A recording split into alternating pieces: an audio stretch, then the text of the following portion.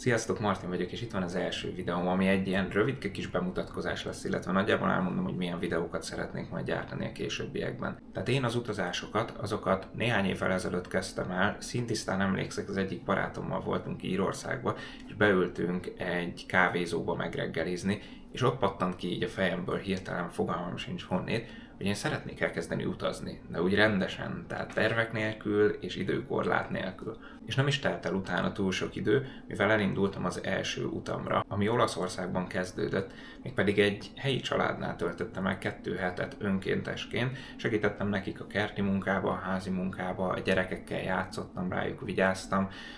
bútorokat festettem, ilyesmi munkáim voltak, amik nem voltak igazi munkák, és ezért cserében én kaptam szállást, illetve velük ehettem teljesen ingyenesen, tehát effektíve az a 2 hét az nekem ingyen volt. Ezután folytattam tovább az utazásomat, összesen 2 hónap volt, voltam Olaszország után Franciaországban, Spanyolországban, Portugáliában, Svájcban és még más országokban, és ezek már egy tök jó alapot biztosítottak a további utazásaimhoz, mivel itt kezdtem el ezt az igazi hátizsákos, hostelekben megszállós, olcsóbb utazásokat, és ezután az út után hazatérve, egy nagyon rövid, pár hetes pihenő után elindultam egy újabb útra, de az is még Európába volt. Majd utána folyamatosan mindig próbáltam egyre nagyobb kihívásokat támasztani magammal szembe, és így jutottam el Ázsiába legelőször, vagy Észak-Afrikába.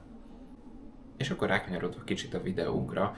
én leginkább nem a turista látványosságokat szeretném megmutatni, hanem a helyi életet, bár lesznek turista látványosságok is egyébként, illetve a videókat is körülbelül úgy szeretném összerakni, hogy legyen interakció a helyiekkel, legyen benne egy-két érdekesség esetleg, spontán helyzetek, és szeretnék néhány olyan felvételt belerakni, amik lehet, hogy picit túl hosszúak lehetnek, de sima, egyszerű, nyers felvételek, mindenféle zene és hangalámondás nélkül, hogy egy kicsit jobban átadja ezt az itteni helyi életérzést. Hogyha ezek esetleg tényleg hosszúak, akkor ezt létszik jelezzétek, és akkor ezen majd változtatok. Illetve arra szeretnék mindenkit kérni, hogyha bármiféle észrevétel van, vagy hasznos tanács, tipp, hogy hogyan tudnám ezeket a videókat javítani még, mert még bőven van hova, akkor légy szíves jelezzétek ezt nekem kommentba, vagy akárhol, és akkor megpróbálom ezeket tényleg kijavítani. Vagy ha esetleg lesz arra irányulóan tipp, vagy tanács, vagy kérés, hogy mik legyenek inkább többségben a videóba, tehát akár ezek